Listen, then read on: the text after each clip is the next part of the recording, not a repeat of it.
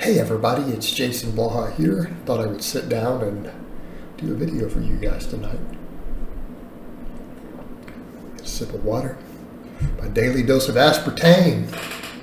You guys a forearm shot? Forearms are on point. Alright, let's talk about lean gains, recomposition. This is something I've talked about in the past, and I've always said to people there are three variables that determine the rate at which recomposition is possible. Not that it's possible or not. We know it's possible. Been confirmed in the lab, even in experienced lifters, right? Been confirmed with DEXA scans. It absolutely occurs. Problem is the rate of it is so slow that the majority of people will cry and throw temper tantrums if you had them do it. And I'll get to that in a minute. The average man absolutely cannot recomposition or make lean gains because their ego will not let them do it. It is almost psychologically impossible. Okay? Not that you could do it for 10 years straight. You don't ever have to bulk and gain fat. I want to be clear on that. It's just very efficient to do so, and it's very psychologically rewarding for men who have egos. It is. So let's come over and mention again what the three variables are that will determine this. All right, there's three variables. Number one, how much training experience you have. In other words, you can gain muscle much faster and much easier the less time you've been training. Your first few months in the gym, if you are on even a moderately decent, doesn't even have to be a good program, just a program that doesn't suck complete balls. That's it. That's all that's required. Your gains will be so fast that there will feel like there's a pot of gold and a leprechaun and unicorns at the end of every rainbow. It's literally like that your first 3 to 6 months in the gym. In other words, if you don't make astronomical gains in that time, your training is so bad that whoever gave it to you clearly hates you. Okay? Let's be clear on that. Your training has to be god-awful for you to not put on 10 pounds of muscle in that time period. And I do mean that. You probably got some crap from Kinopati or somebody. All right. Now, that being said, that's one variable. The more experience you get, the harder it is to gain muscle. Therefore, the harder it is to recomposition. All right. Number two, how much body fat you have. Okay, big factor. Right?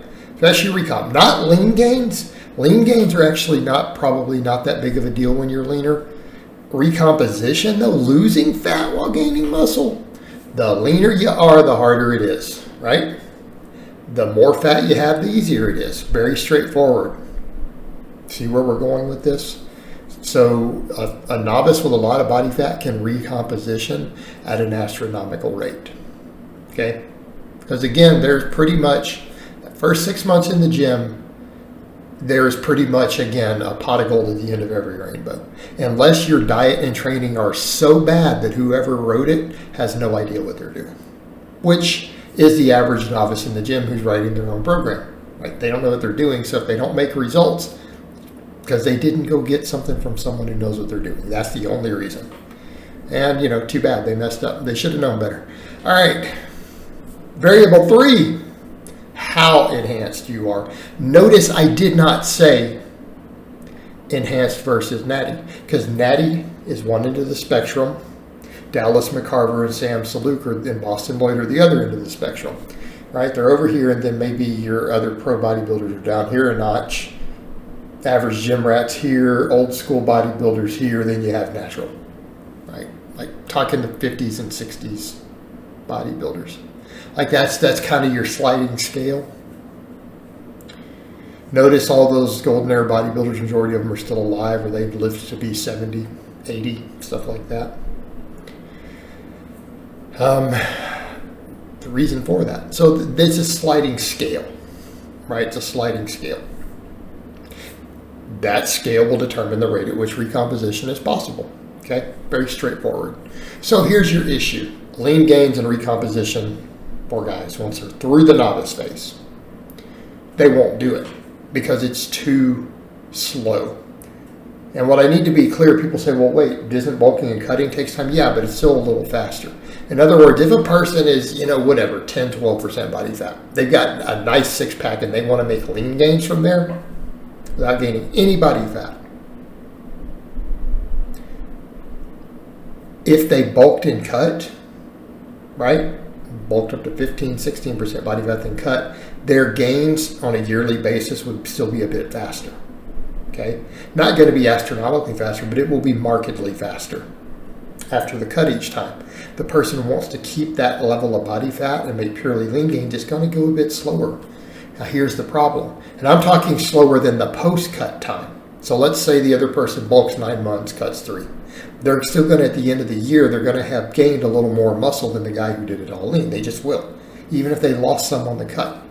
So by that same token, people expect their lifts to be going up dramatically. They expect to be getting bigger in the mirror in a few months. And it's like, well, what delusional world do you think that's going to happen in? The problem is people are like, oh, I did a lean bulk and I spun my wheels. No, you didn't. You lean bulked. You gained a few ounces of muscle here and there. You gained a kilo of muscle that year. 1.5 kilos of muscle. That's 2 pounds, 3 pounds of muscle for everyone else that year. That is a lean bulk. Right? That's lean gains. That's how it works. Your 225 for 3 sets of 8 on your bench press might have went up to 230. It might have gone up to 235.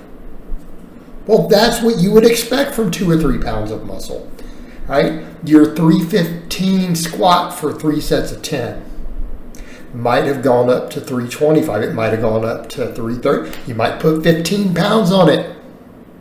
Your 405 for 5 reps on a deadlift might have gone up to 420, 425. It might go up 15 or 20 pounds that whole year. Okay? That's going to feel like you're spinning your wheels because the person's like, man, it takes me to put 5 pounds on that lift. It took me 6 months. I spun my wheels. No, you didn't. You put 5 pounds on that lift. You gained a pound of muscle. That's not spinning your wheels. That's lean gains. Do that for the next 5 years. Okay? All right, now you're getting somewhere. So let's say you do that and you do a lean bulk like that for the next 5 or 6 years straight. If you're not on any drugs, that's going to be substantial progress. But then people are like, well, that's 10 pounds of muscle. Maybe 12. I can't live with that. 5 years of work. Well, but that is what you expect. That's reasonable. And there's nothing wrong with it. You look at that and say, hey, that's great. The problem is they're looking at, because they expect, when people try to make lean gains, they expect their size and their strength to go up at the same rate as it does when they do a 20 or 25 pound bulk. See the problem here? But I want to make lean gains, but I want to make them quickly. But I don't want to use high doses of stuff. You guys see how delusional that is? It's like, okay, well, that's what you want. I'm going to give you a line my dad used to give me as a kid. Why don't you want in one hand and shit in the other and see which one fills up faster?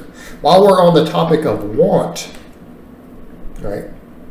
I want $1 billion. I want Megan Fox and Scarlett Johansson in my personal harem. I want a lightsaber, and I want a dragon that I can ride. Okay? It's nice to want things, isn't it? Is it realistic? I'm going to ask a simple question. Out of all those things that I listed, which one is possible? Which one of those is possible? Probably none of those 4 are ever going to happen. Okay? Guess what else is never going to happen? You're not going to make lean gains or recomposition natural fast. You're more likely to get one of those other things than you are. Actually, you're not. Since it's 0, it's about the same. It's about the same. You can do it. It's just going to be slow. And it's probably going to be slower than you think. Okay? You can't expect to make bulking progress without bulking, especially if you're losing a little body fat. It's just not reasonable. Not without stuff. Well, I know this guy who did it. How do you know he wasn't on stuff? Because he told me. Because I know him. Did you follow him to the bathroom every day? Did he ever get 5 minutes alone away from you to go to the bathroom without you watching him? Then how do you know? How do you know that? That's almost its own video. I need to make a video on that. Well, I know this person's natural. Are you sure? You watching him 24/7? Do you ever sleep? How do you know? Like, did you ever take a nap? You weren't filming him during? Well, then you don't know that. Because I've watched men lie to their mothers, their wives, everyone about what they use. I've seen it happen. You don't know a person is natural if they spend 5 minutes away from you per week outside of your presence. That's it. You don't know it. So shut up. He made unrealistic progress. All right, what's more likely? It's the likely answer there. All right, glad we got that out of the way. All right, guys, but that's really all I have to say on that today. I hope it's been informative, and I'll talk to you guys next time.